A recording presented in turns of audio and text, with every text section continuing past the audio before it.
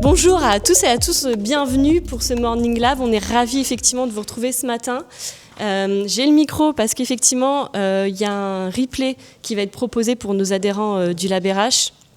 Donc il faut que je pense effectivement à garder le micro et à porter la voix pour vous qui êtes là aujourd'hui et avec nous ce matin. On est ravis que vous soyez là en tout cas. Merci à Hitler de nous accueillir dans leurs super locaux. En plus on a un temps magnifique aujourd'hui, donc c'est vraiment sympa.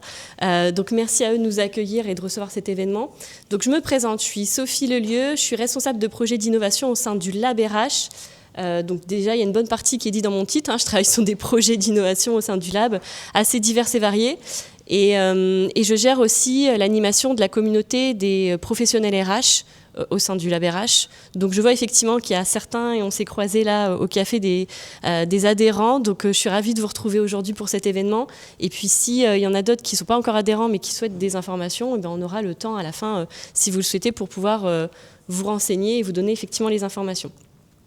Peut-être en quelques mots quand même pour vous dire 2-3 mots mais très rapides du Lab RH pour vous représenter et mettre le contexte.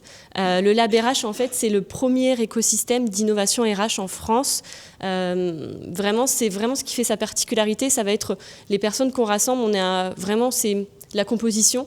Donc on a aussi bien des corporates, des écoles, des universités, des startups, des experts, des institutionnels, plein de profils différents qui viennent au sein du Lab RH. Et c'est ce qui fait vraiment la richesse. Vous êtes effectivement assez représentatif aujourd'hui de cet écosystème, voilà, avec plein de profils différents. Et c'est ce qui apporte la valeur et ce qui rend unique aussi le Lab RH en France aujourd'hui. En quelques chiffres, oui, on a quelques chiffres aussi. Le Lab RH, c'est 1000 professionnels RH, 250 startups RH.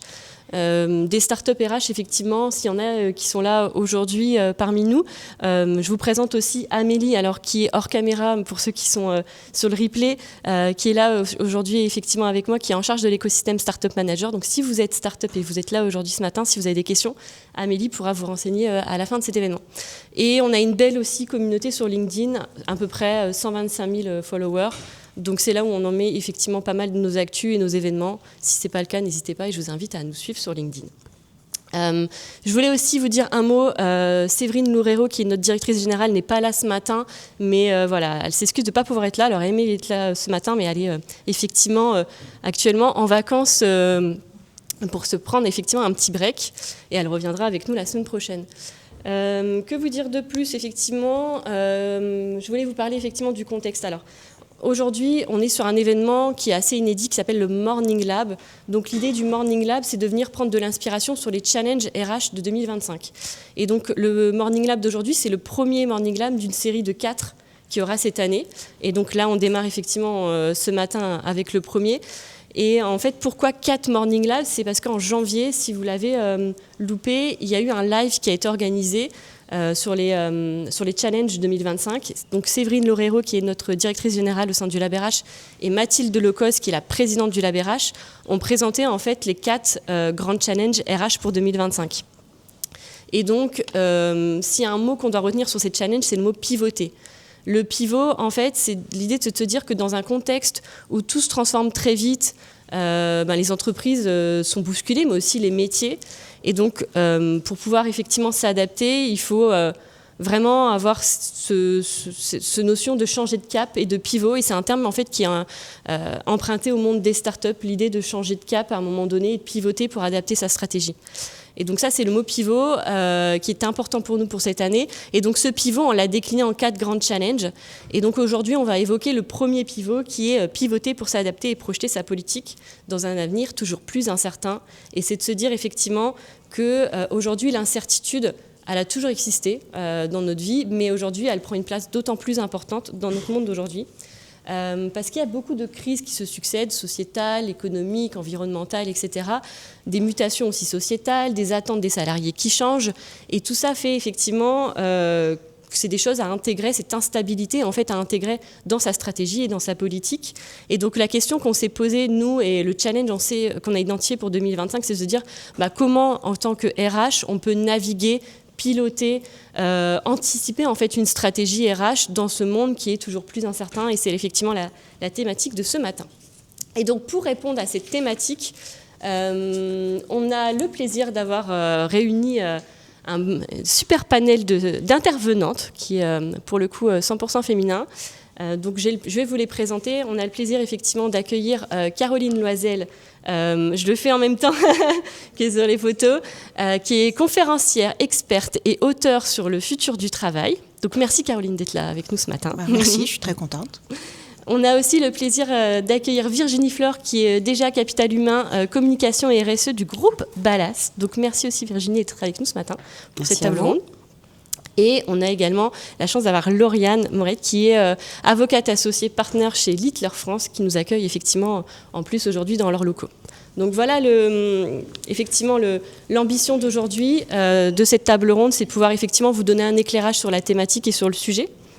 Et donc, cette table ronde, pour vous donner juste une petite idée du timing avant de rentrer dans le vif du sujet, on aura 3 temps de cette table ronde. Le premier, l'idée, c'est de comprendre effectivement l'incertitude, le monde dans lequel on est, poser un peu le cadre et l'état des lieux un peu du sujet. Ensuite, dans un second temps, on aura aussi une partie où on se dira un peu c'est quoi les pistes d'action, comment on fait en fait pour pivoter. Et le troisième temps, il y aura un temps pour vous aussi que vous puissiez poser vos questions à nos intervenantes, voilà, à la fin de la table ronde. Tout ça devrait nous amener jusque 10h15 au plus tard, avec l'idée qu'il y ait un 4e temps bonus, c'est que vous puissiez aussi networker, prendre le temps pour continuer d'échanger, prendre un dernier café avant de continuer votre journée de travail. Voilà pour le cadre, le contexte et les horaires. Et ce que je vous propose, c'est sans plus attendre de commencer effectivement cette table ronde. Et donc, cette table ronde, on va la commencer avec toi, Caroline. Caroline, tu as beaucoup travaillé en fait justement sur la question du flou, de l'incertitude, notamment dans les organisations. Et on dit aujourd'hui que le monde du travail est entré dans une ère du flou en fait permanent. Et en fait, les RH doivent naviguer aussi dans cet environnement. Je voulais te poser la question, effectivement, quels sont selon toi les grands risques en fait, pour les RH et comment en fait, les éviter dans ce contexte ? Oui, j'aime bien le sujet du flou. Alors, on dit aussi un monde fluctuant, hyper fluctuant. C'est le moins qu'on puisse dire. Alors, il y a 2 pièges, et on n'est que des êtres humains. Hein. Donc, il y a 2 pièges potentiels dans lesquels on peut tomber dans un monde flou. Je pense qu'on les connaît tous à titre individuel. C'est le mou ou le fou. Donc, le mou, vous tombez dans une forme de hyper-immobilisation. Donc, ce qu'on appelle l'acrasie passive, une absence de volonté. Vous vous dites, non, mais à quoi bon, quoi ? Enfin, dans ce monde qui part dans tous les sens, voilà. Et ça peut nous arriver. Donc, l'idée, c'est comment on remonte sur le fil, parce que ça va tous nous arriver à un moment ou à un autre. Et le deuxième piège, c'est de faire What 1000 scénarios, parce qu'on ne sait tellement pas ce qui va se passer qu'on démultiplie les scénarios. Donc derrière les équipes, potentiellement on les épuise, et puis potentiellement on devient fou et on est en fait sous le joug de l'anxiété. Si vous avez vu Vice Versa 2, l'énergumène orange, là, la scène magistrale, quand il est dans une grande pièce et qu'il y a plein de mini-lui qui sont en train de faire des scénarios dans tous les sens et qui devient complètement fou.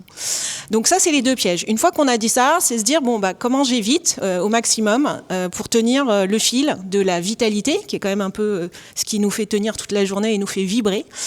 C'est un acronyme que j'ai inventé qui s'appelle SAVE. Alors pas save au sens sauf qui peut, SAVE au sens sauvegarder. Qu'est-ce qu'on doit sauvegarder ? Et dans ce SAVE, vous avez le S de souplesse. On parlait de pivot en introduction. C'est un peu cette idée-là. Comment on garde du jeu au sens J-E-U. Dans nos process, jusqu'où il faut avoir des process dans un monde hyper fluctuant. Le A, c'est l'audace. Comment dans un monde fluctuant, on ose des choses, on expérimente des choses, parce que de toute façon, peut-être rien à perdre en ce moment, et d'oser des choses qu'on n'aurait pas faites dans un monde stable, où finalement on est aussi des êtres humains. Notre cerveau, vous le savez, il est en mode économie d'énergie et paresseux, et donc on continue gentiment à faire ce qu'on a l'habitude de faire. Donc cette période, elle est aussi très potentiellement fructueuse pour avoir de l'audace. Le V, c'est le V de vision.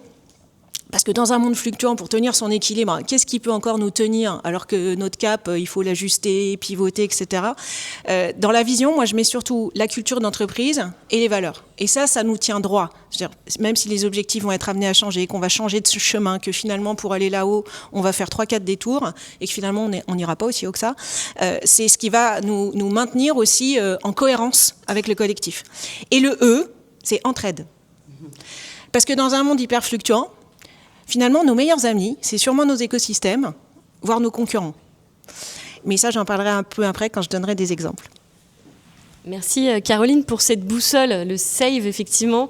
Ce qui est intéressant effectivement quand on a préparé cette table ronde avec les speakers, c'est que Virginie, tu m'as en fait partagé ta vision du rôle des RH face à l'incertitude et en fait, sans connaître encore l'acronyme de Caroline, vous étiez déjà alignés, tu partageais et t'appliquais déjà un certain nombre de ces principes effectivement au quotidien. Donc je trouvais ça intéressant en termes d'évolution du mindset RH et de posture. Et effectivement, donc en tant que DGA Capital Humain, tu es vraiment au cœur de ces transformations. Et tu navigues en fait dans ce flou au quotidien, un peu cette balance entre l'externe, l'interne. Et effectivement, la question que je voulais te poser ce matin, c'est comment tu vois ton rôle de DRH effectivement dans ce contexte-là? Alors déjà, bon, c'est pas le DRH, c'est la fonction RH. Petite précision. Alors, comment je vois ce rôle? Je vais vous donner une image, parce que c'est plus facile à visualiser. L'image d'une vigie. D'une vigie qui traduit, qui connecte et qui expérimente. Une vigie parce que tu l'as parfaitement décrit, c'est un monde en ébullition, c'est une révolution sur tous les sujets, que ce soit sociétaux, environnementaux, techniques, des modes d'organisation, etc. Accéléré par la crise du Covid, c'est-à-dire qu'il y avait des tendances de fond qui ont été complètement accélérées et on les a pris en pleine face.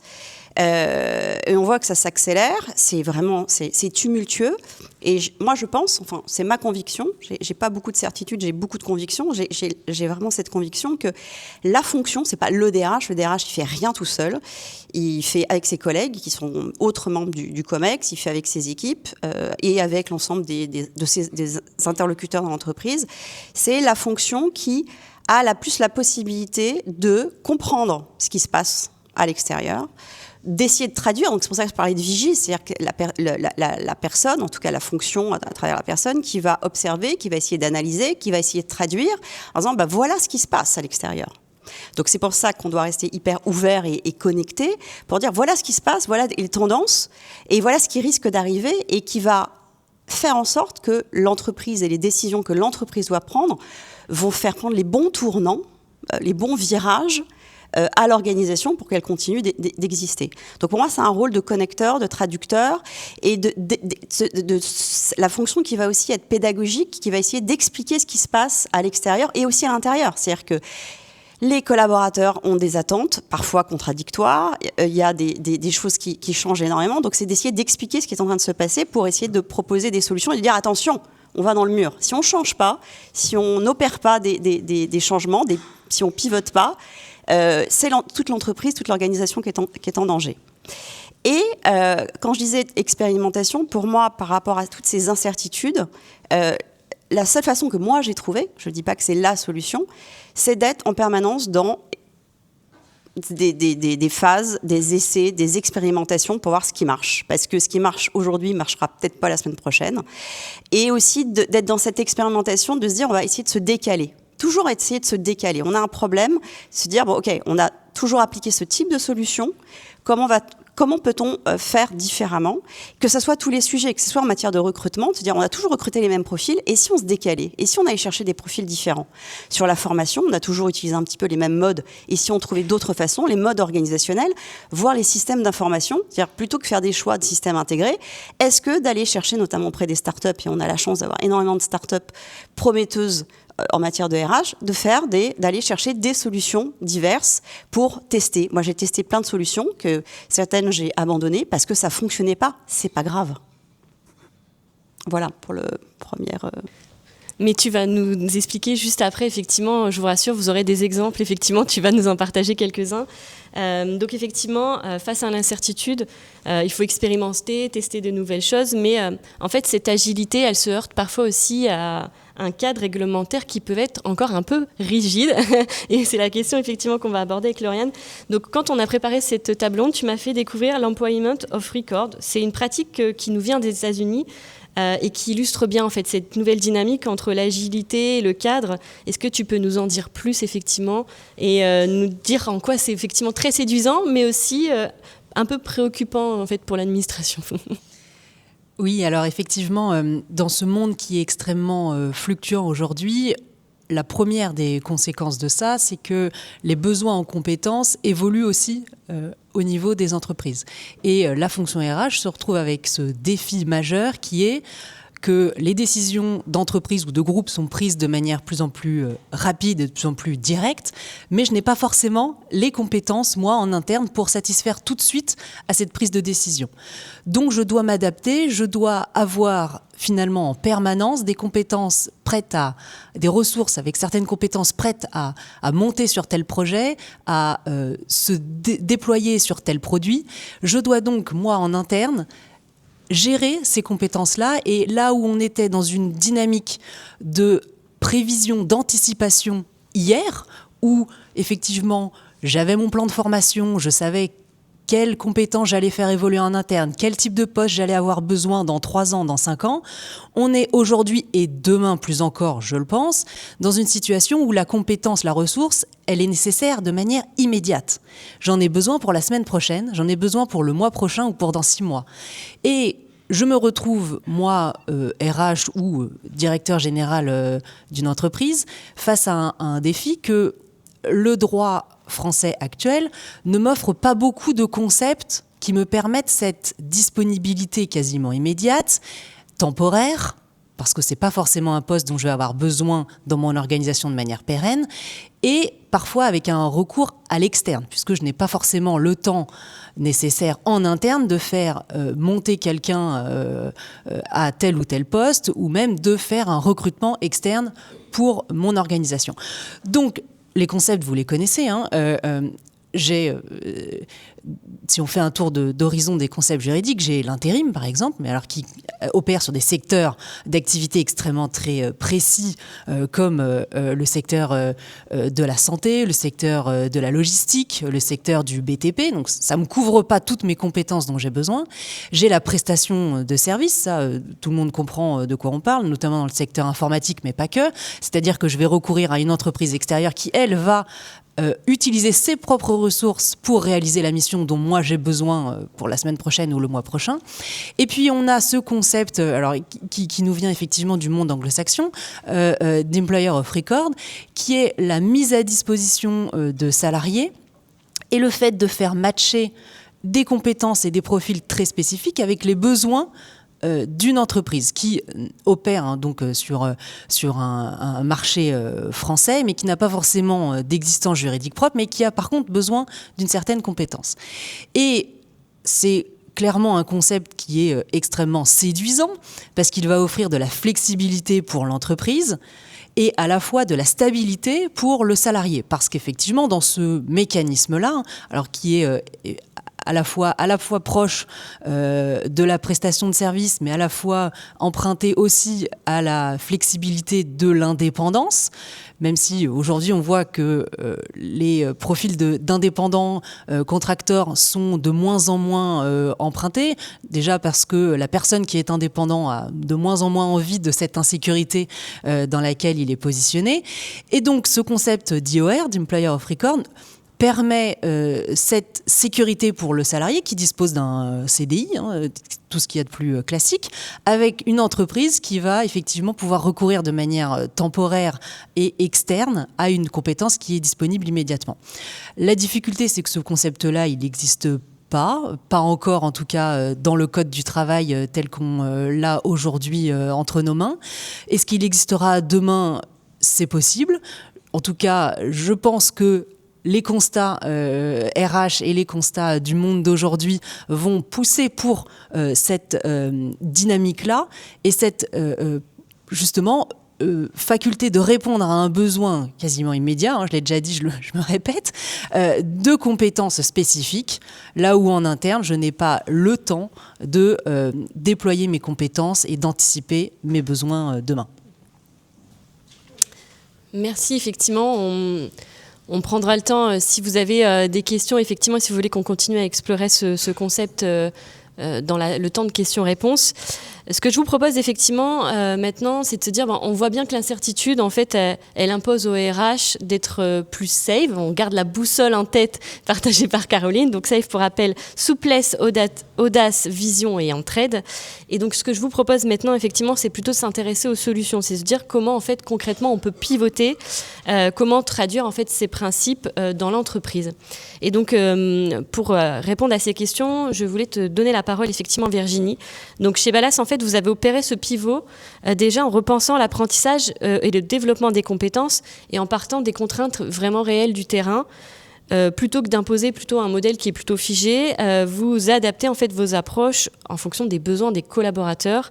Et je voulais que tu nous expliques comment vous avez mené cette transformation, de nous citer peut-être aussi des exemples et des enseignements que tu en tires. Alors, on est en train de, on teste. Donc, alors il y a plusieurs choses. Il y a deux constats que j'ai faits, enfin que vous avez certainement aussi fait de votre côté.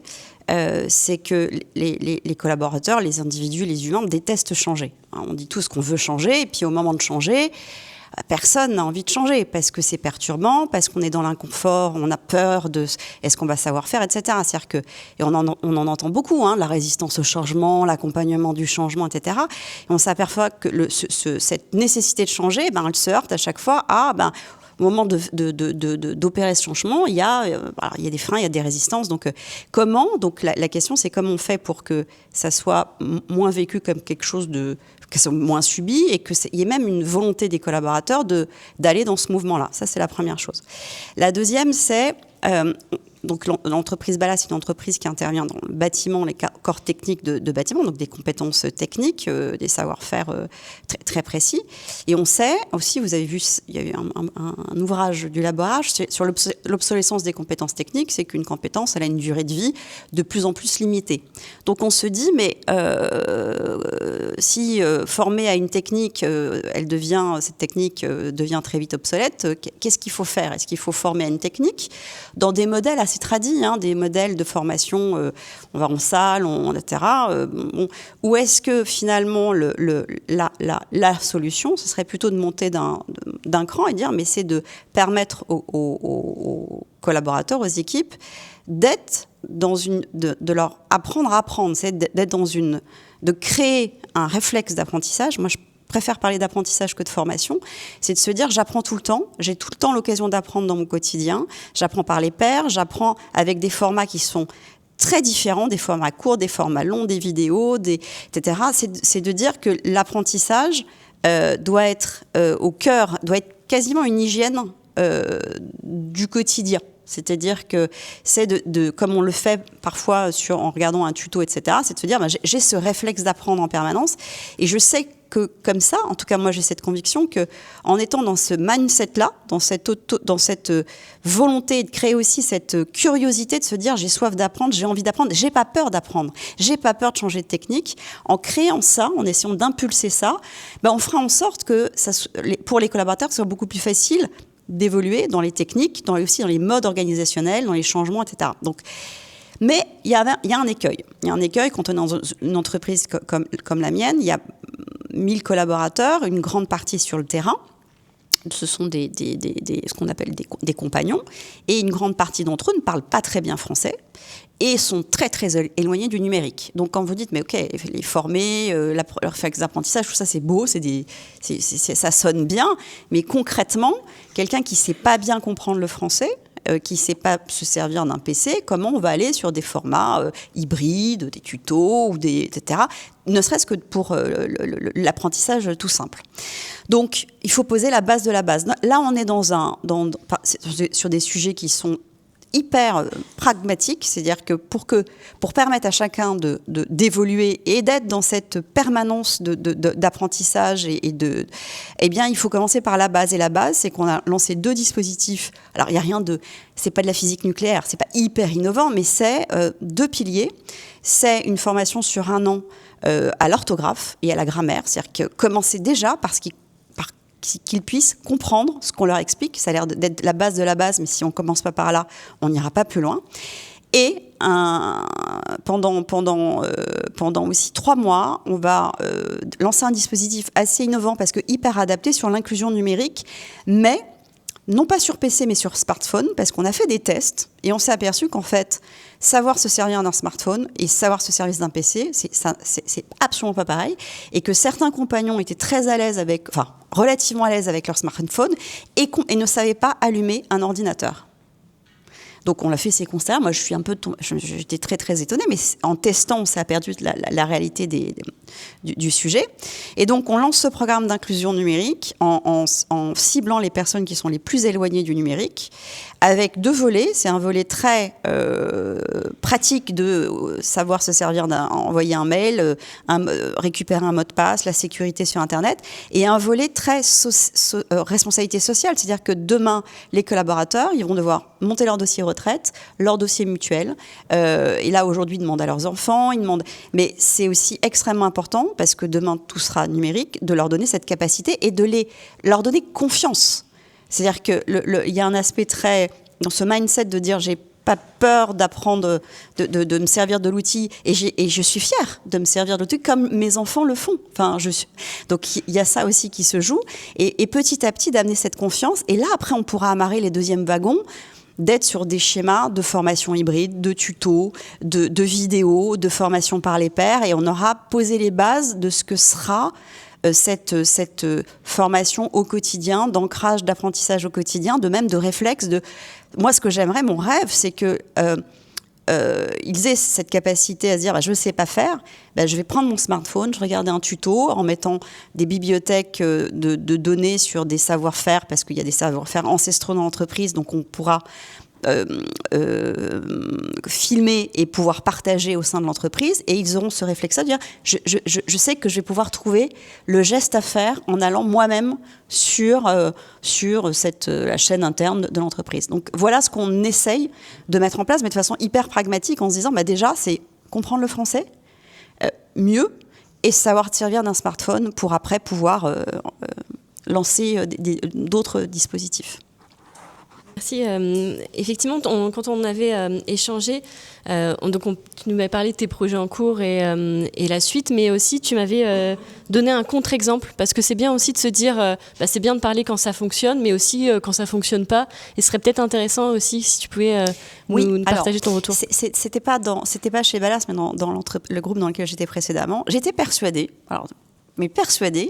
que l'onboarding, on pouvait faire parce que il y avait beaucoup de recrutement, et il était nécessaire que dès l'accueil du collaborateur, puis lui transmettre un maximum d'informations sur l'entreprise, la culture, etc. Et comme c'était difficile parfois de réunir autant de collaborateurs, moi j'étais persuadée que de faire cette formation, cette intégration en e-learning, en faisant avec des choses assez pertinentes, avec créer une communauté, etc., ça allait fonctionner.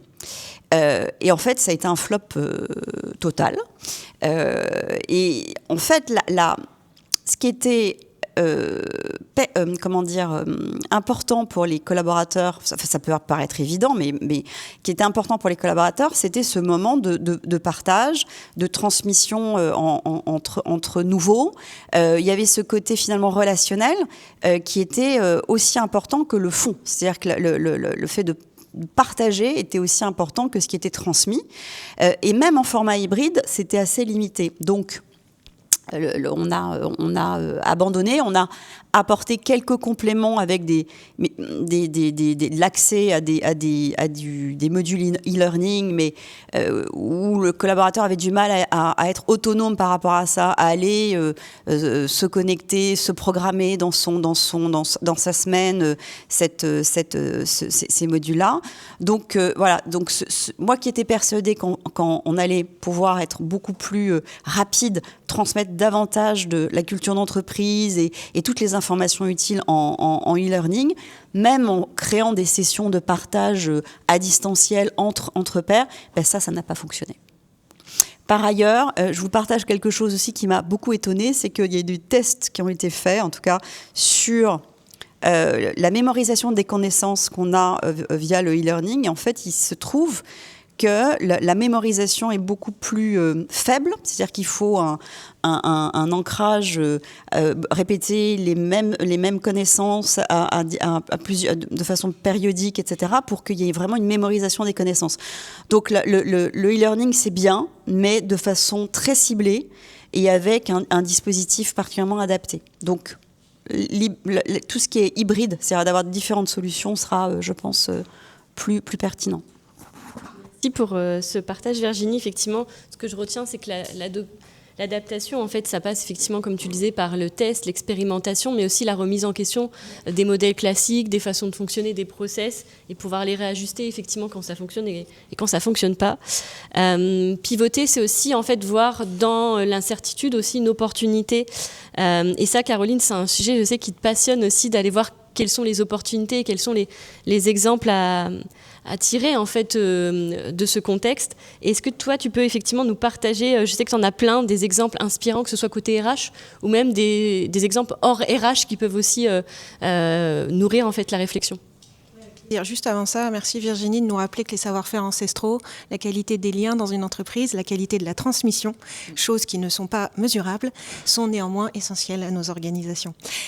Oui, alors quelques exemples. Sur mon CEV de tout à l'heure, moi j'aime bien l'exemple. Alors c'est des exemples que je vais vous donner qui ne sont pas forcément en rapport avec le monde fluctuant qu'on vit actuellement avec des entreprises qui ont tout de suite fait des choses, mais qui, je trouve, ont entrepris des choses dans les années précédentes qui font qu'elles sont dans les meilleures conditions, de mon point de vue. Est-ce que vous connaissez Clinitex ? Une boîte d'entreprise, service de nettoyage, 4000 personnes. En 2017-2018, il y a la question du télétravail qui arrive déjà dans cette entreprise. Et la décision qui a été prise par le collectif, c'est une entreprise qui est plutôt en mode intelligence et on part du descendant, c'est que finalement, il y a une seule règle pour le télétravail, c'est qu'on ne va pas l'interdire. Et il y a un mantra, c'est loin du cœur, loin des yeux, ou c'est loin des yeux, loin du cœur. C'est loin des yeux, loin du cœur. Je savais bien que j'allais faire un petit machin. C'était pour voir si vous suiviez. Et je trouve que à l'heure actuelle, en termes d'organisation du travail, quand en plus on se targue, excusez-moi, je ne vous en veux pas, je suis sûre que vous ne dites jamais cette phrase, ils sont sûrement à l'extérieur de cette salle, mais quand on dit il faut que tous les collaborateurs soient co-acteurs de leur trajectoire, co-acteurs, mais laissons-les donc libres. Hein, t'es d'accord, mais tu vois, celle-ci, elle. Mais donc, laissons-les libres. Enfin, en plus, je trouve que sur l'organisation du travail, on a tous des moments de vie différents. On a tous des besoins différents. Moi, pendant 3 mois, je peux avoir besoin d'être en télétravail parce que j'ai besoin d'aider quelqu'un, un proche qui va hyper mal et il faut que je sois là. Donc, évidemment, en télétravail, ça sera un peu plus simple. Et puis, sinon, je vous donne un autre exemple. Je suis en pleine rupture. Je suis hyper contente d'aller au travail tous les jours. Voilà. Comme ça, je ne suis pas dans l'ambiance de la maison. Je vais rentrer très, très tard. Je vous donne des exemples, et c'est aussi en fonction de votre personnalité, c'est en fonction de votre foyer, comment il est constitué. Il y a plein d'éléments qui font que, sincèrement, je reste assez convaincue que laisser le plus de liberté possible sur le télétravail, c'est le mieux. L'autre système, sinon, c'est de donner un nombre de jours dans l'année. Voilà. En revanche, le système il faut absolument prendre 2 jours par semaine, je trouve que ce n'est pas du tout en accord avec la diversité de nos styles de vie et de nos personnalités. Donc Clinitex, pour moi, c'est un bon exemple, parce que dans un monde fluctuant, c'est pas mal d'être souple, audacieux, d'avoir sa vision. Donc, comme on a dit, les gens sont bien acteurs, donc responsables de est-ce que je suis là, je suis pas là. Et je pense aussi que ça cultive l'entraide. Beaucoup plus que, de toute façon, les gens sont pas là 2 jours par semaine. Ça, c'est le premier exemple. Le deuxième que j'avais, c'est plus sur tout ce qui est apprentissage, compétences, partage. Effectivement, comme tu disais, les compétences, c'est un peu plus au dernier moment, on en a besoin, etc. Comment on fait ? Il y a 2 exemples. Il y en a un que je donne toujours depuis des années. Je ne comprends pas pourquoi tout le monde n'a pas mis ça en place dans son organisation. C'est SkillLib chez Engie. C'est une plateforme d'échange de compétences, c'est un peu du mix and match, quoi. Donc, en tant que manageuse, vous avez besoin dans votre équipe d'une compétence rare en data que vous n'avez pas à ce moment-là. De l'autre côté, il y a des collaborateurs qui ont cette compétence, qui ont mis leur profil, et donc cette personne peut être détachée pendant quelques temps pour pouvoir répondre aux besoins d'un autre département. Alors, ça a été un projet, c'est Virginie Verdière, normalement, qu'en parle très bien. Bon, voilà, évidemment, ça a été compliqué. Hein, les managers disaient, mais attends, c'est les gens dans mon équipe, après, ils vont pas revenir, si ça se trouve. Je comprends, hein, mais les gens ne nous appartiennent pas, aux dernières nouvelles. Et puis, les RH, ah bah oui, bah en gros, c'est une solution de mobilité temporaire. Bah moi, je vais plus servir à rien. Je comprends. Voilà. Mais ils ont passé le cap, ils ont réussi à mettre en place cette plateforme, et sincèrement, je le conseille à tous. C'est de l'échange de compétences en interne. Donc, voilà, et d'être détaché pendant 3 mois, 2 jours par semaine, etc. Et puis on apprend toujours mieux aussi dans d'autres équipes et de revenir avec son regard neuf, comme on fonctionnait ailleurs, c'est merveilleux. Plus classique, vous avez le mécénat de compétences. On a quand même 2-3 trucs en France qui existent. J'étais notamment chez Suricat Consulting, qui est un cabinet de conseil. Ils sont une 50aine de personnes, ils l'ont mis en place. Donc il y a un nombre de TP, donc équivalent temps plein, puisque c'est une boîte de conseil qui travaille comme ça. Donc il y a un certain nombre de jours que chaque salarié a à disposition pour aller aider une association. Donc il y a un panel d'associations qui a été choisi collectivement. Et j'ai vu les témoignages, puisque c'était le jour de l'événement où les gens rapportaient, et c'était étonnant. C'est-à-dire qu'en fait, que tu es 25, 35, 45, tu reviens en disant, bon, bah non seulement je les ai aidés, je me suis sentie utile, mais j'ai aussi beaucoup appris. Parce qu'en fait, tu te retrouves dans un cadre de mission qui n'est pas du tout le cadre d'une entreprise plus classique. Donc dans une association, tu te retrouves à devoir aller chercher 6 compétences en même temps, tu te retrouves à travailler avec des personnes où il y a plus besoin de vulgarisation, de pédagogie, donc voilà, t'en ressors hyper grandi. Après, il y a quand même des choses aussi en France. Alors, je crois que c'est 2017, l'échange de prêts de compétences. Ça a été fait d'ailleurs pendant le Covid. Alors, j'imagine que ça doit être hyper, pour certains, ça doit être tellement conditionné que ça doit pas être très souple comme système. Mais voilà, c'est dans le même ordre d'idées. Et après, moi, je pense aussi qu'à titre, pour une organisation donnée, dans votre écosystème local, comment vous vous rapprochez de tout l'écosystème des différentes entreprises, même si elles ne sont pas de votre secteur, ou demain, vous vous dites, mais pourquoi on ne ferait pas une bourse d'échange de compétences ? Et toutes les personnes qui veulent, bah, je vais quelque temps dans l'entreprise qui est juste à côté, ça ne change pas grand-chose pour moi, c'est dans le même territoire local. Moi, je crois beaucoup au retour du local, hein, ce qui n'empêche pas la mondialisation, hein, les deux ne sont pas opposés. Ça, c'est mes exemples plutôt côté RH, et les exemples hors RH. Alors j'en avais 2, mais je me souviens plus. Attends, il y avait. Ah non, parce qu'en fait je voulais sortir les derniers. Attends. Si je te dis carte d'infidélité. Oui, mais c'était pas celui-ci. Je voulais pas le dire en celui-ci. premier. Il y en avait un autre avant. Je vais le dire. Bon, c'est pas grave. Sinon, c'est pas grave. Je veux dire Si je te parle de Mustela, non ? Oui, voilà, c'est ça. Donc il y en a. Le premier, c'est Mustela. C'est une marque à un moment donné qui s'est dit. Tiens, je voudrais bien faire des économies en termes de packaging, et puis c'est mieux pour la planète, donc faisons-le.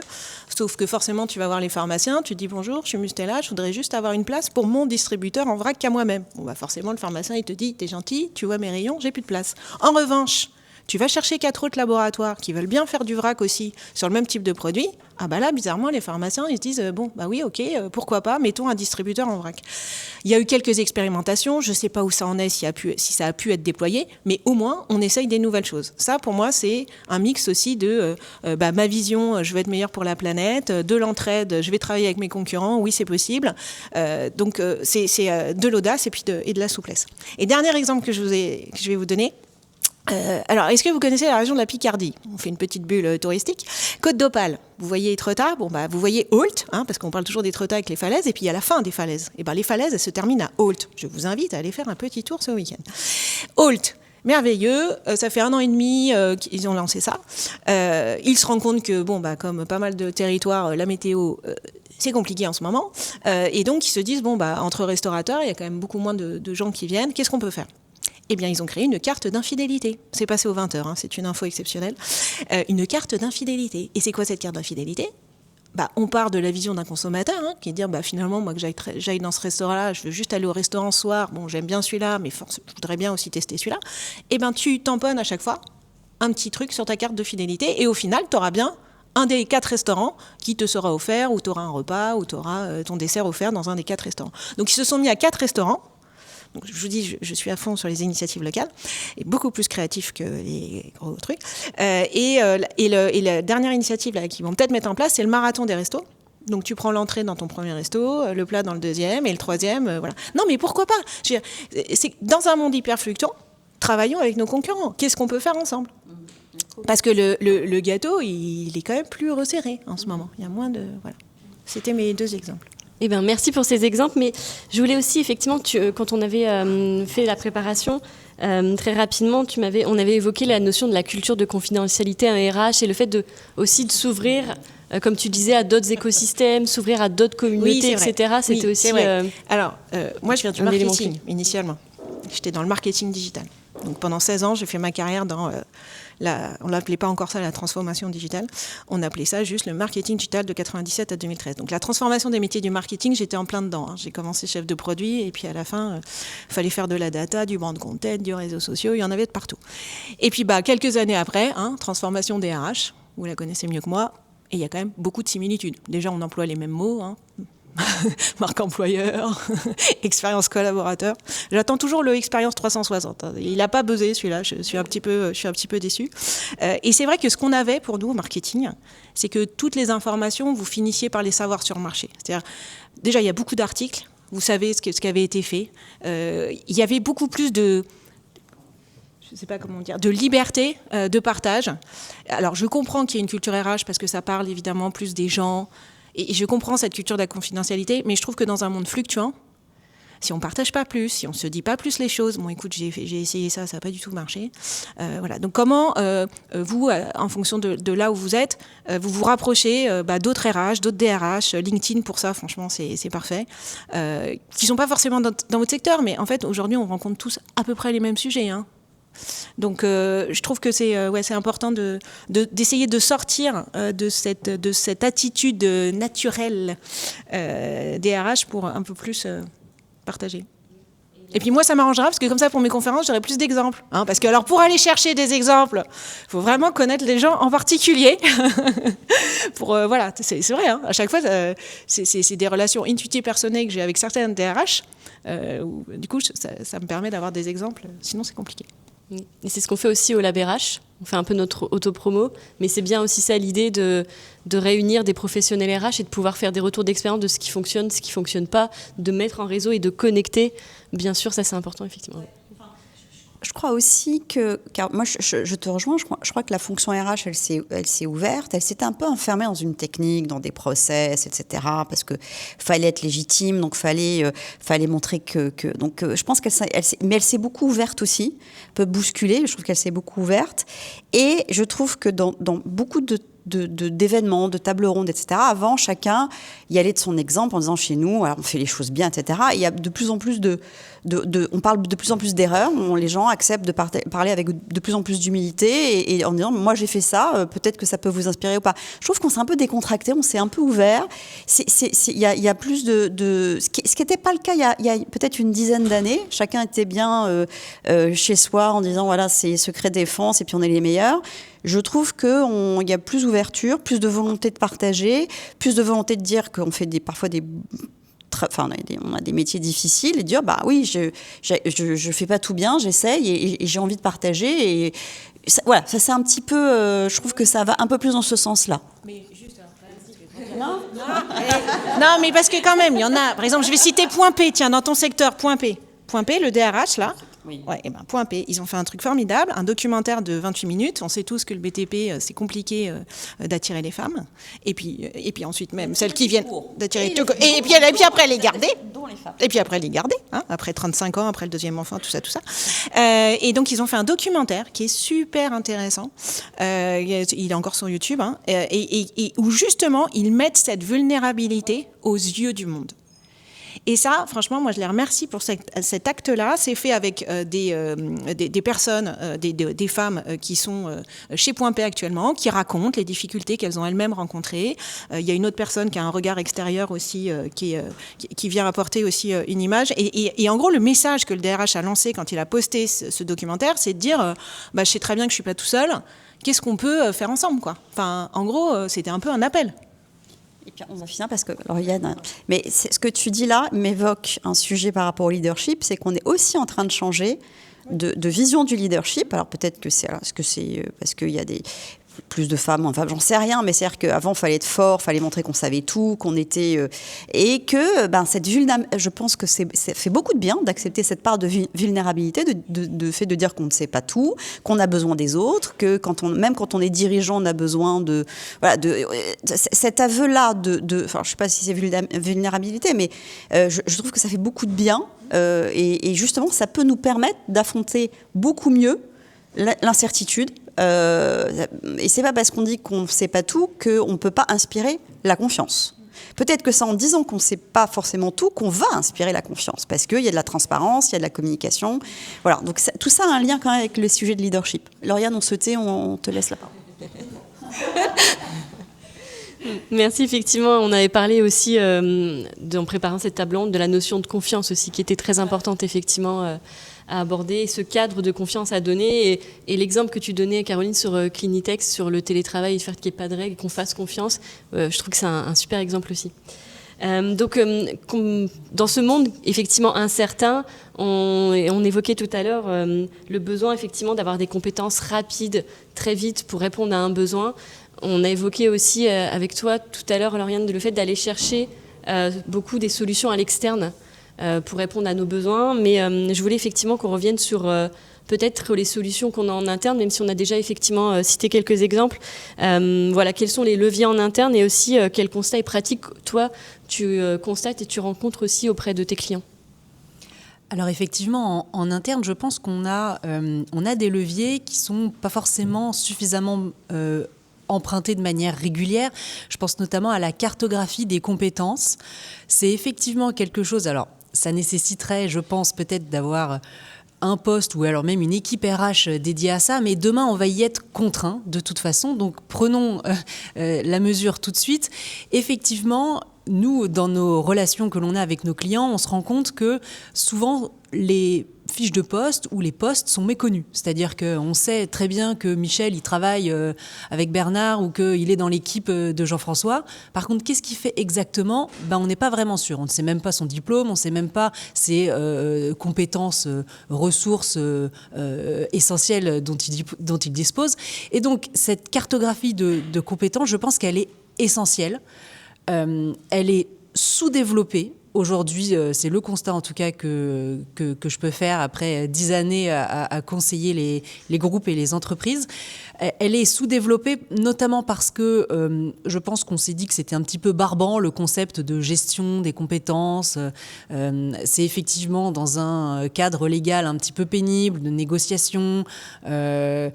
Sur 3 ans, sur 5 ans, oui, c'est pas adapté au monde de demain. Par contre, essentiellement, l'exercice, il est, lui, résolument adapté au monde de demain. Il va falloir prendre effectivement la mesure tout de suite de le faire. On ne peut pas se permettre de ne pas savoir quelles sont les tâches qui correspondent à tel poste. On ne peut pas se permettre de ne pas savoir que tel salarié occupe un poste A, mais a en fait les compétences aussi pour occuper un poste B, parce que sur son précédent job, il était sur le poste B. Donc ça veut dire que demain, si moi je dois le faire évoluer, il peut prendre le poste B la semaine prochaine, et j'ai pas besoin d'aller chercher un prestataire extérieur qui va me facturer très cher de la ressource disponible, voilà, qui d'ailleurs ne correspondra pas forcément aux valeurs de mon entreprise.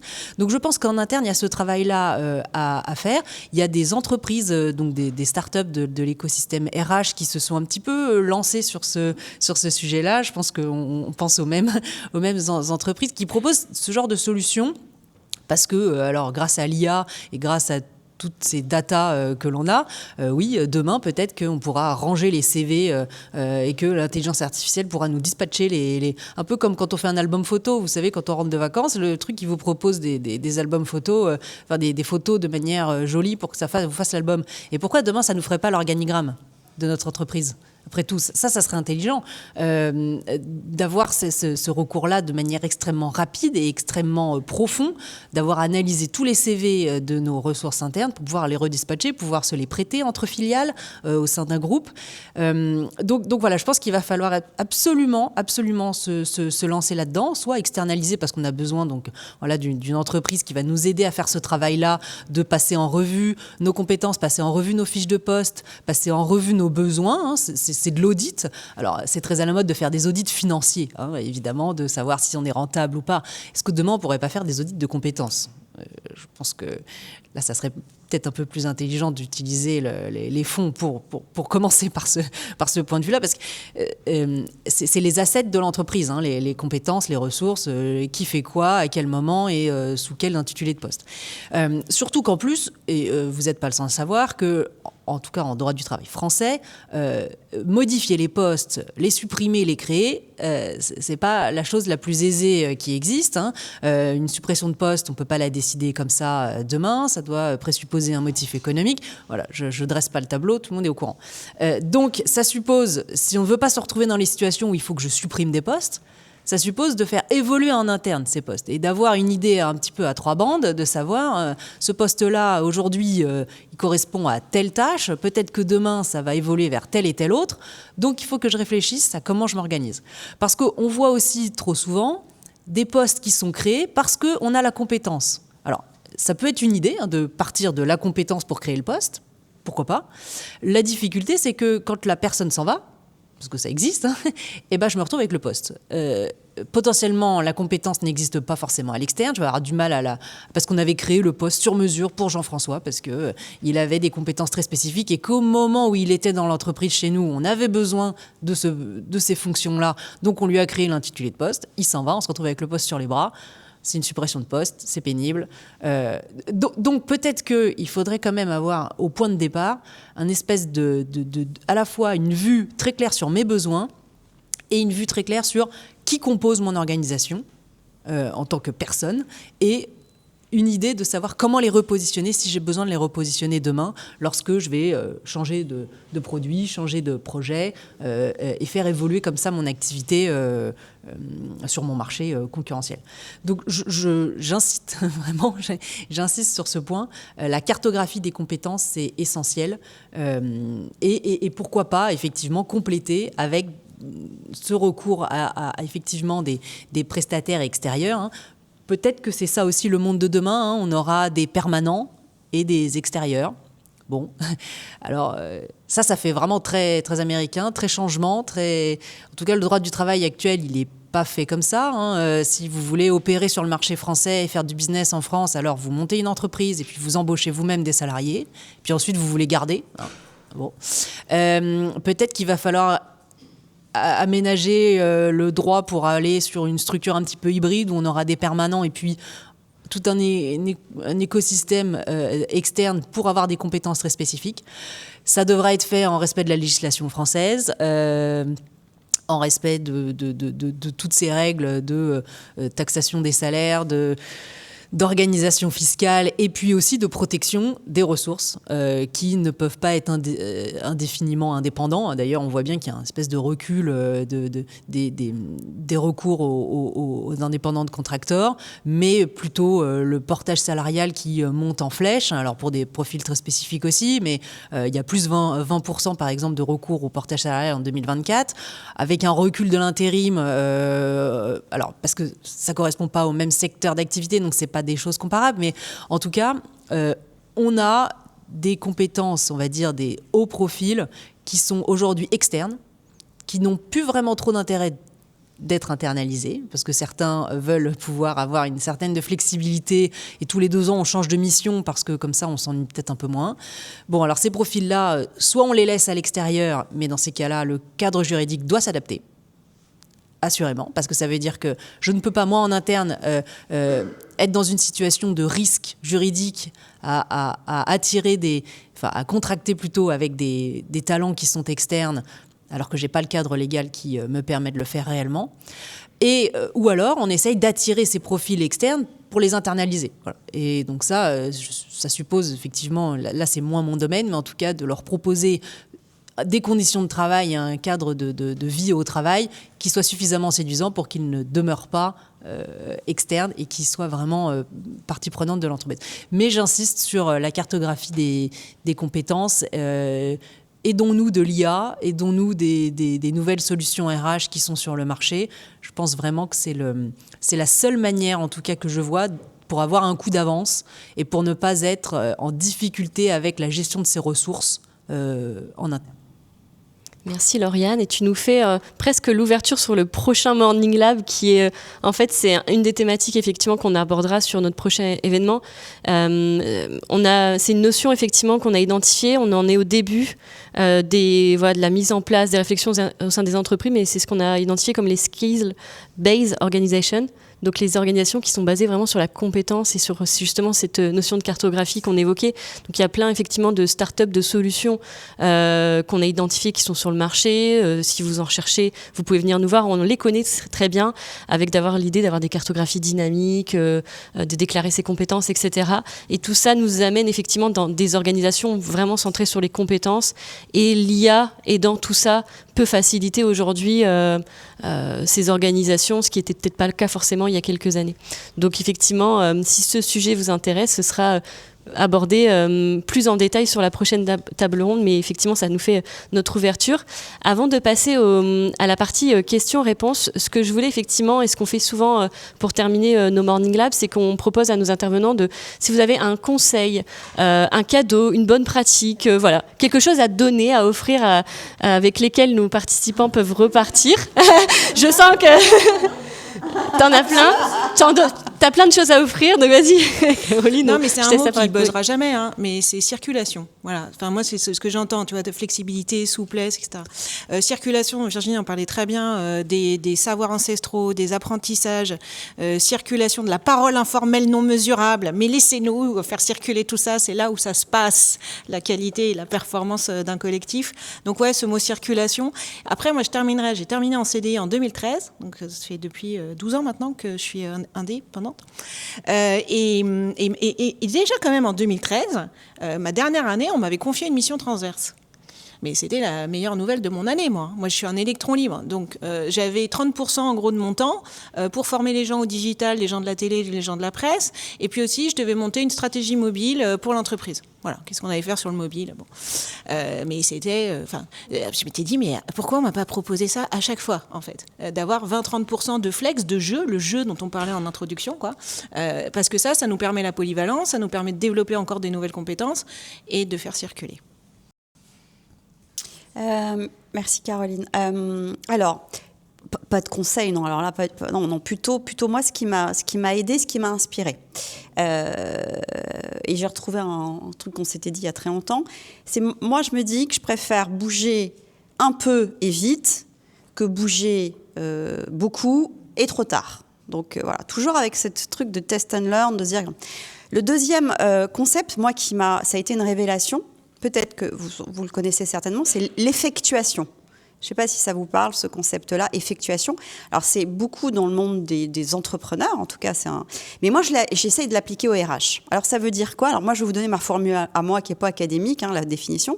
L'effectuation, c'est faire avec ce qu'on a. C'est pas attendre, et pour rejoindre la thématique de l'incertitude, d'avoir le budget, d'avoir les équipes, parce qu'on a toujours une bonne excuse ou raison de ne pas faire. C'est de se dire, qu'est-ce que j'ai dans ma besace et qu'est-ce que je peux faire avec? Et d'accepter une part de risque. Quelle est la part de risque, de perte, que je considère comme acceptable pour me lancer dans l'action? Parce que si on attend de tout avoir et d'avoir tous les données fiables, les prévisions, les certitudes, il va rien se passer, ou on va louper, on va être sur le quai et le train, il sera parti. Bon. Et le troisième, j'ai pas fini le livre, mais je vous encourage aussi à le lire, parce que ça rejoint aussi beaucoup le concept d'essai-erreur. C'est le livre d'Olivier Amand, parce qu'on en parlait avec Caroline, et il dit... c'est sur la troisième voie du vivant. Il dit, le rôle fondamental des erreurs, des lenteurs, des incohérences dans la construction du monde naturel, qui est le concept de robustesse. Donc on voit bien, donc pour moi ça me conforte dans ce que j'essaye de faire, c'est de dire en essayant, en acceptant de se tromper, donc ça rejoint aussi la confiance, c'est de se dire pour que les équipes, les organisations, elles tentent des choses, faut leur donner le droit à l'erreur. Alors, il faut que ce soit encadré. C'est pas la fête, on joue avec les deniers de l'entreprise, etc. Non, tout ça doit être encadré avec des règles du jeu. Mais le fait d'être sur des tests, d'être sur parfois des lenteurs, des incohérences, le monde est fait d'incohérences, et l'humain notamment, ce qu'il explique, j'ai pas fini son livre, donc j'aurais beaucoup de mal à en parler, c'est le concept finalement de robustesse. Voilà, donc c'est les 3, pas cadeaux, mais en tout cas les choses qui m'ont inspiré: bouger un peu, c'est mieux que trop tard. L'effectuation, alors ça c'est vraiment un truc, moi ça a été une révélation. Et le bouquin d'Olivier Avant, la 3e voie, puis j'aime bien aussi ce concept de 3e voie. Il y a forcément une 3e voie.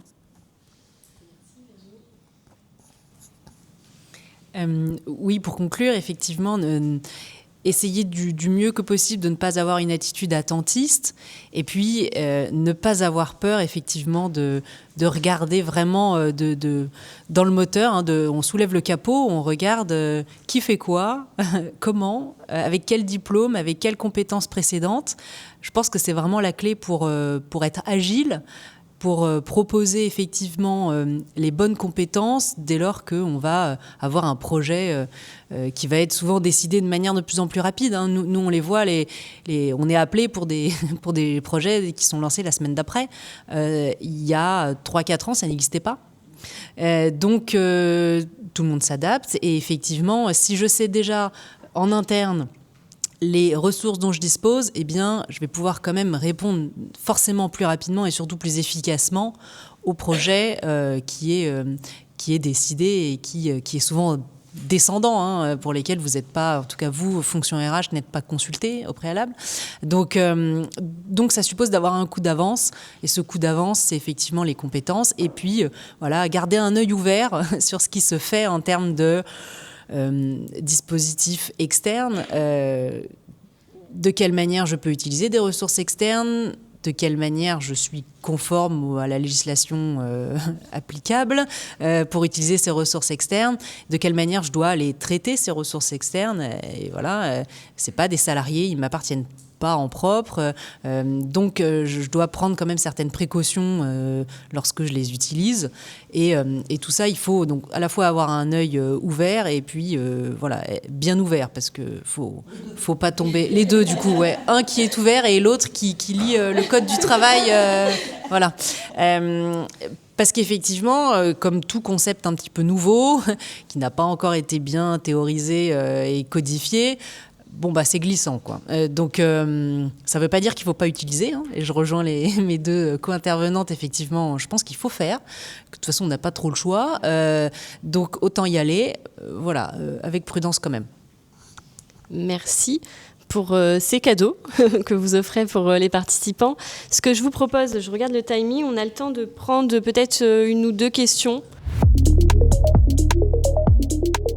Ma question, c'est comment vous faites pour embarquer votre codir on parle de sujet de cartographie des compétences, on parle de liberté des collaborateurs, qui peut justement pas forcément effrayer les RH parfois, parce que je vous rejoins sur notre envie d'innover, de changer et de faire bouger un peu les lignes, mais on n'est pas tout seul. C'est quoi votre conseil du coup sur ce sujet-là ? Alors, c'est bon celui-là ? Ouais. Ce que j'ai appris à faire, en fait, parce que je me suis pris on va dire des vestes, pour le dire. Ce que je leur parle business. La dernière fois, j'ai mon collègue me dit: ah, mais toi, t'es très social. Je dis: mais t'as rien compris, en fait. C'est pas du social. Là, je te parle business. Sur les sujets de recrutement, sur les sujets de politique de rémunération, bien sûr qu'il y a des aspects de satisfaction des collaborateurs, de bien-être, de conditions de travail. Bien sûr que c'est extrêmement important pour moi d'être au rendez-vous sur ces sujets-là. Mais moi, je leur parle business. Quand je vais voir un opérationnel, je lui parle de ses commandes, de ses clients. J'ai appris à parler finance, en tant que possible. Okay. Parce que, et j'ai une approche business. J'essaye d'avoir une approche business en disant: mais si demain on ne change pas notre fusil d'épaule sur le recrutement, si on ne change pas notre fusil d'épaule, on n'aura personne sur nos chantiers, donc ça va poser un problème opérationnel. Donc je ne prends pas l'angle RH, parce que sinon tout de suite je pense que et puis je suis convaincue que c'est la bonne façon, parce que c'est ça qui va contribuer à ce que l'entreprise fonctionne. Alors en ayant aussi des impacts en matière de politique RH. Mais je parle business, je parle chiffres. J'essaie dans les projets, que ce soit des sujets de recrutement, de formation, d'inclusion numérique, etc., d'avoir une approche chiffrée et business. Voilà. Donc ça, et parce que ça va parler, on va essayer de parler le même langage. Et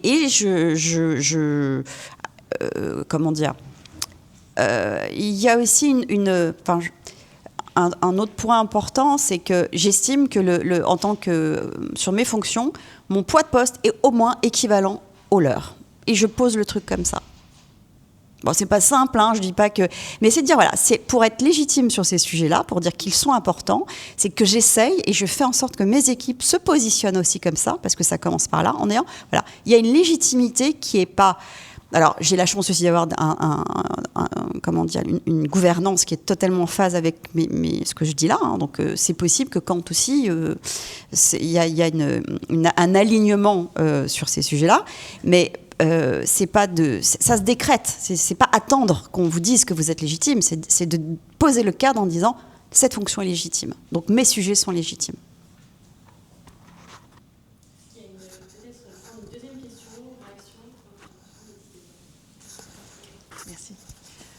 Bonjour, ma question, merci beaucoup c'était très inspirant.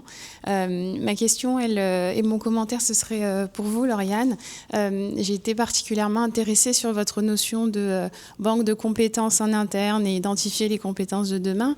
Est-ce qu'on se rapproche pas des méthodes consacrées de ce qu'on entend parler strategic workforce planning, de déploiement, de commencer à analyser? On le voit dans certaines grandes entreprises, même françaises, grands groupes français.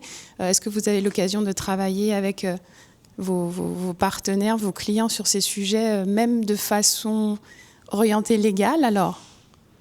Une orientation plutôt légale? Alors effectivement, malheureusement, ou heureusement, je ne sais pas, mais la problématique de la cartographie des compétences, elle se retrouve dans des situations de plan de restructuration. Voilà. Disons le gros mot tout de suite. Lorsqu'effectivement, je dois ranger mes compétences, mes postes, dans ce qu'on appelle les catégories professionnelles.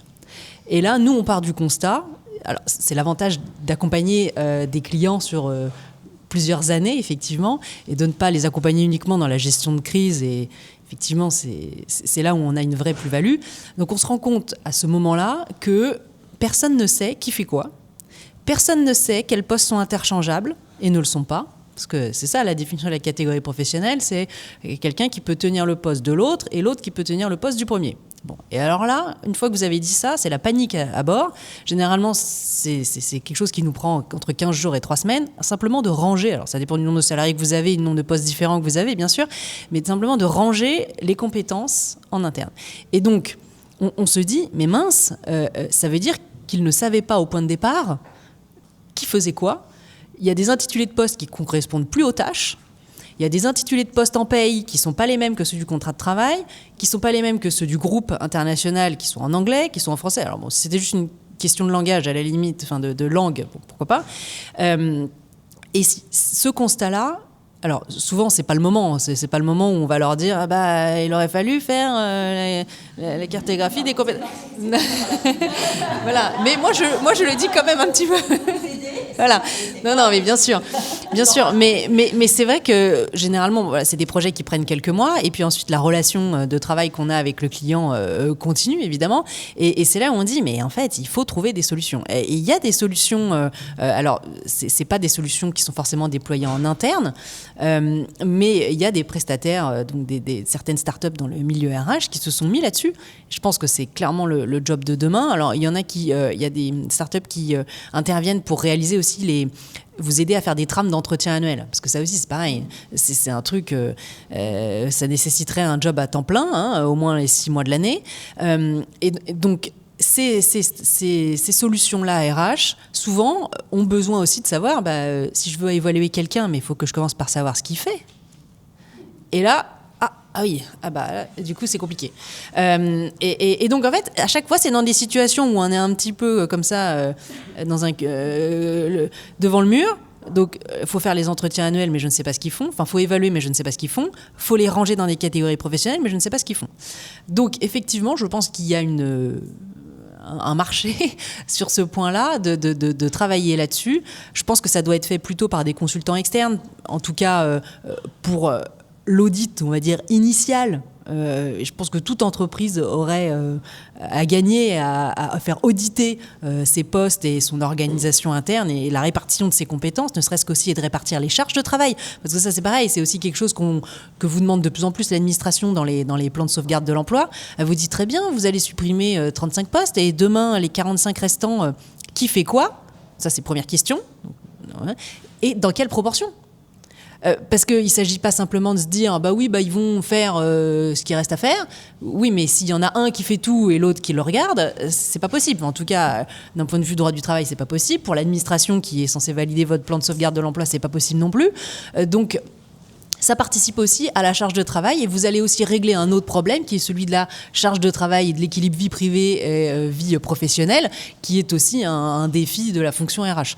Donc, effectivement, alors j'ai pas beaucoup de clients qui se sont encore mis sur ce sujet-là. Je pense qu'on est vraiment au balbutiement, mais il y a déjà les solutions qui existent. Demain, il y en aura de plus en plus. Tout ce que j'espère, c'est que en interne va être fait quelque chose et pas simplement ce recours à l'externe, cette fuite un petit peu de dire oh là non c'est trop compliqué, on va laisser comme ça les postes. Je vais plutôt prendre une compétence bien définie à l'externe, temporaire, et puis on verra demain. Bon. Je ne sais pas comment, personne ne peut prédire l'avenir, mais effectivement, je pense que ça serait très dommageable pour l'organisation, pour même une trajectoire sociétale, on va dire, que d'avoir des recours comme ça uniquement externes, ponctuels, avec des gens dont on ne connaît même pas le prénom, on s'en fiche, ils font juste un job, ils repartent. Bon, enfin, c'est très ubérisation, hein, tout ça. D'ailleurs, demain, ces IOR, c'est aussi des plateformes de mise en relation à l'image de plateformes de mise en relation pour d'autres sujets de la vie courante.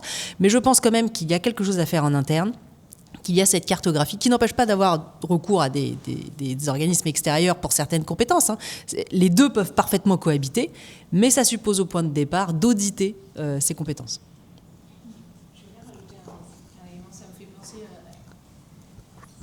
Parce que là, ce que tu dis, ça fait penser à la première question. Il y a peut-être une autre technique, vous allez valider, hein, c'est vous les DRH, c'est donner des mots magiques, genre IA en ce moment. C'est un mot assez magique.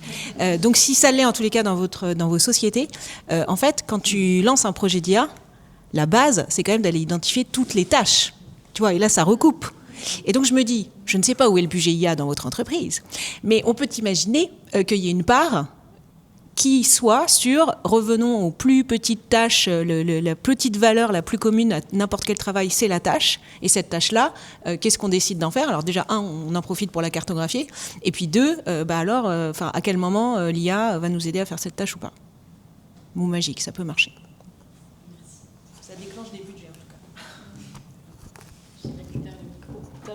Ce que je vous propose effectivement, c'est si vous avez des questions, des réactions, qu'on puisse utiliser justement le temps de networking qu'on avait prévu, parce qu'on avait mis effectivement cette invitation dans vos agendas jusqu'à 11h. Donc si vous avez encore un peu de temps, n'hésitez pas à rester, à continuer les échanges et à prendre des contacts.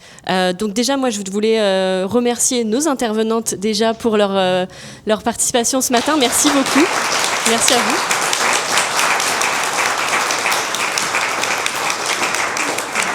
Et merci aussi à Littler de nous avoir accueillis dans ces super locaux.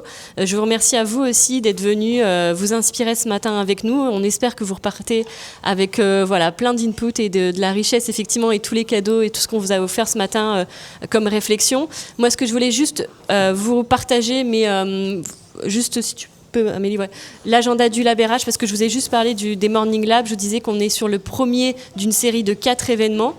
Le prochain, ce sera en juin. Donc, comment effectivement devenir une skills-based organisation grâce à l'IA. Ce sera en fait le 12 juin Donc on essaye de faire ça parce qu'on sera ce sera la semaine de Vivatech. On sera, nous, la BRH, avec un village et des startups à Vivatech. Et il y aura une matinée, alors ce ne sera pas dans Vivatech, mais ce sera à proximité dans Paris. On aura ce Morning Lab dédié à cette thématique. Et puis les autres qui sont prévus en octobre et en décembre pour terminer notre série de Morning Lab. Il y a plein d'autres événements où vous pourrez effectivement nous rencontrer. Si vous êtes adhérent ou pas adhérent, ça dépend effectivement de la programmation, mais voilà, en tout cas, merci à vous d'être venus à nous ce matin et d'avoir partagé ce moment, et on espère vous retrouver sur les prochains. Merci à vous et bonne journée. Merci.